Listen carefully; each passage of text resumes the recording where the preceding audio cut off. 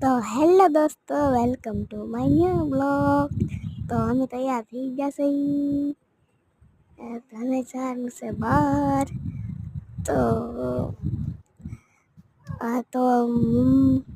આપણે જઈએ છીએ બહાર. તો મમ્મીએ સિક્કાને પિંજરું લીધું અને દાદા ઘરે મૂકવાનું છે. વિશમાં મામા હતા એને એમ કીધું, અમે એમ કીધું કે હાલો અમારે. મેં કીધું ના ના તમે જાઓ. તમે મેં કીધું